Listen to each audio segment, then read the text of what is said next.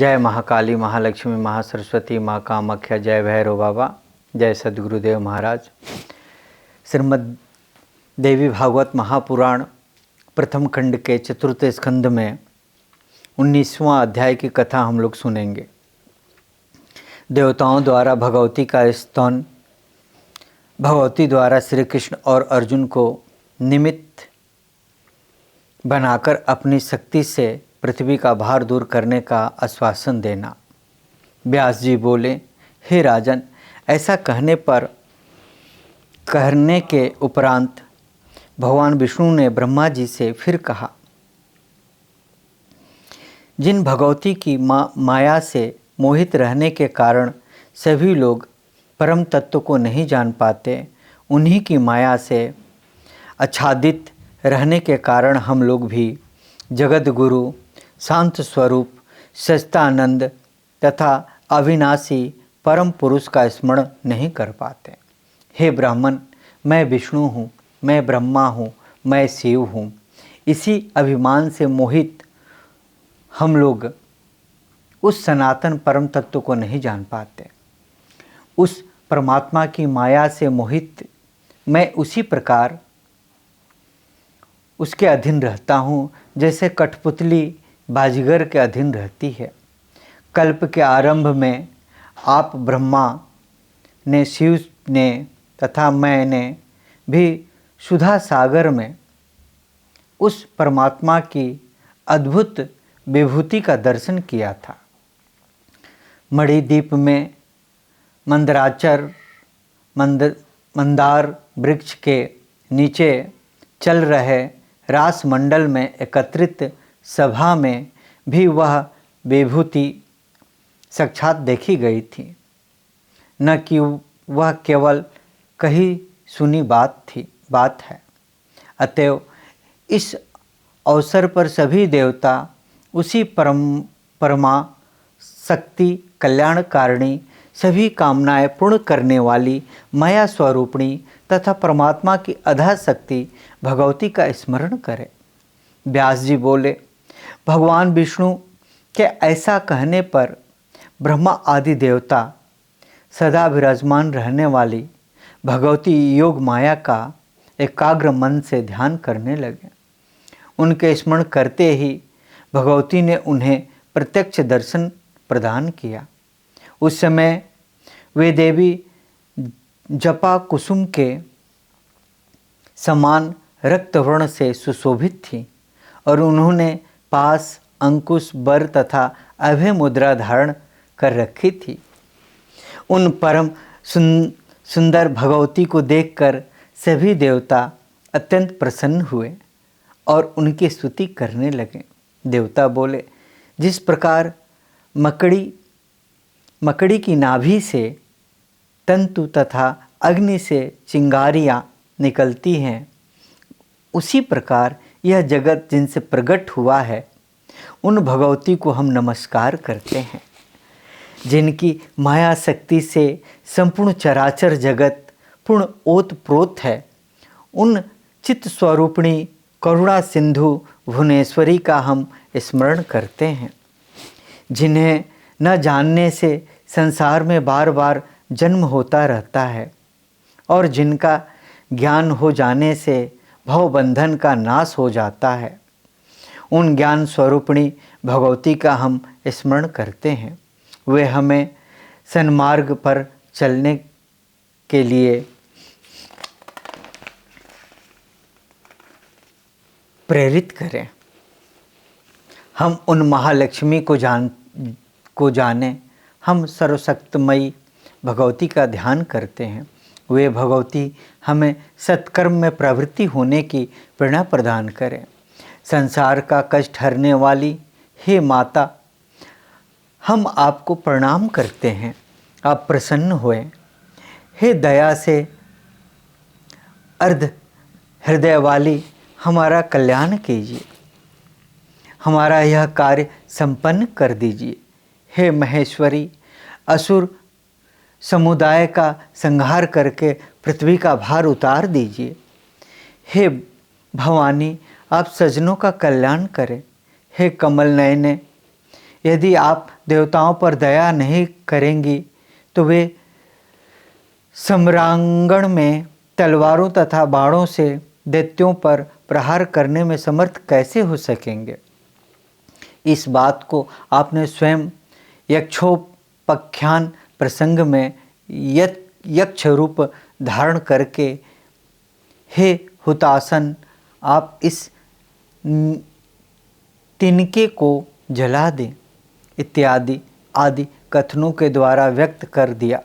हे माता, कंस, भौमासुर, कालयवन, केसी, बृहद्रथ पुत्र जरासंध, बकासुर, पुतना, खर और साल्व आदि तथा इनके अतिरिक्त और भी जो दुष्ट राजागण पृथ्वी पर हैं, उन्हें मारकर आप शीघ्र ही पृथ्वी का भार उतार दीजिए।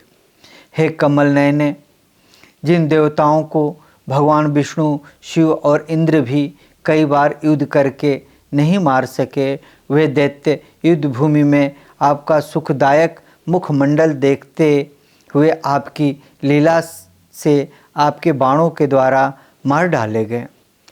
चंद्रकला को मस्तक पर धारण करने वाली हे देव देवी, विष्णु, शिव आदि प्रमुख देवता भी आपकी शक्ति के बिना हिलने डुलने तक में समर्थ नहीं है। इसी प्रकार क्या शेषनाग भी आपकी शक्ति के बिना पृथ्वी को धारण कर सकने में समर्थ हैं। इंद्र बोले, हे माता, क्या सरस्वती के बिना ब्रह्मा इस विश्व की सृष्टि करने में, लक्ष्मी के बिना विष्णु पालन करने में और पार्वती के बिना शिव जी संहार करने में समर्थ हो सकते हैं। वे महान देवगण उन्हीं तीन शक्तियों के साथ अपना अपना कार्य कर सकने में समर्थ होते हैं। विष्णु बोले, हे अनधे, आपकी कला से रहित होकर न तो ब्रह्मा इस लोक की रचना कर सकने में, न तो मैं इसका पालन कर सकने में, न तो शिव इसका संहार कर सकने में समर्थ हैं।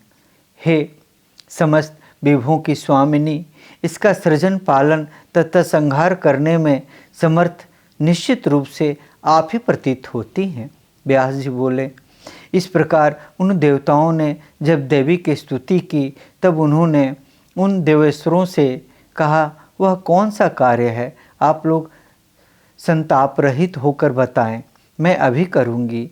इस संसार में देवताओं के द्वारा अभिलाषित जो असाध्य कार्य भी होगा, उसे मैं करूँगी। हे श्रेष्ठ देवतागण, आप लोग अपना तथा पृथ्वी का दुख मुझे बताएं। देवता बोले, दुष्ट राजाओं से पीड़ित यह पृथ्वी उनके भार से व्याकुल होकर रोती तथा थर थर काँपती हुई हम देवताओं के पास आई। हे भुवनेश्वरी, आप इसका भार उतार दें।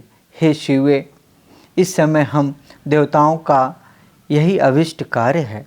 हे माता, पूर्व काल में आप अत्यधिक बल संपन्न दानव महिषासुर का वध कर चुकी हैं।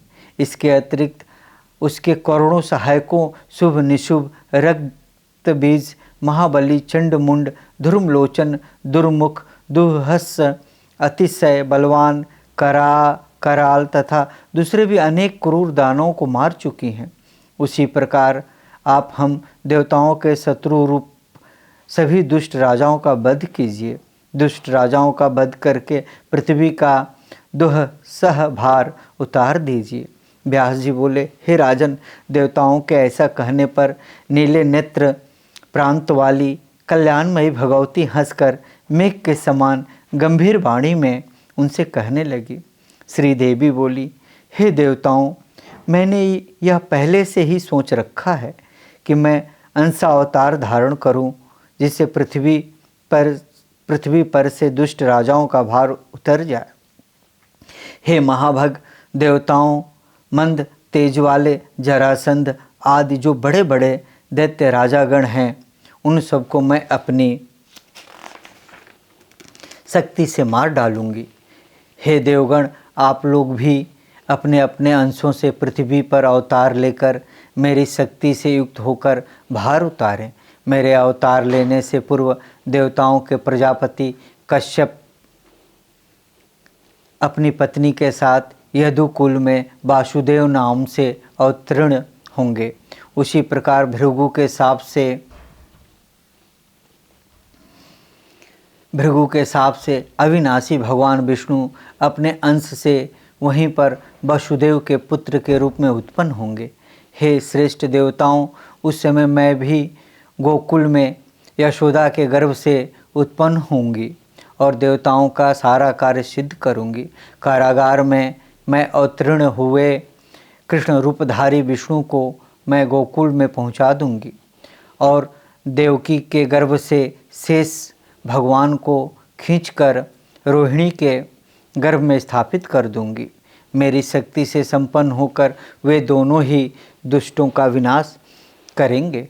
द्वापर के व्यतीत होते ही दुष्ट राजाओं का पूर्ण रूप से संहार बिल्कुल निश्चित है। साक्षात इंद्र के अंश रूप अर्जुन भी उन दुष्ट राजाओं के बल का नाश करेंगे। धर्म के अंश रूप महाराज युधिष्ठिर, वायु के अंश रूप भीमसेन तथा दोनों अश्विनी कुमारों के अंश रूप नकुल सहदेव भी उत्पन्न होंगे। उसी समय वसु के अंश से अवतीर्ण गंगा पुत्र भीष्म उन दुष्ट राजाओं की शक्ति नष्ट करेंगे। हे श्रेष्ठ देवतागण, अब आप लोग जाएं और पृथ्वी भी निश्चित होकर रहे। मैं उन अंशावतारी लोगों को निमित्त मात्र बनाकर अपनी शक्ति से इस पृथ्वी का भार दूर करूंगी, इसमें संदेह नहीं है। मैं क्षत्रियों का यह संहार कुरुक्षेत्र में करूंगी। असूया, ईर्ष्या, बुद्धि, तृष्णा, ममता, अपनी प्रिय वस्तु की इच्छा, स्पृहा, विजय की अभिलाषा, काम और मोह, इन दोषों के कारण सभी यादव नष्ट हो जाएंगे।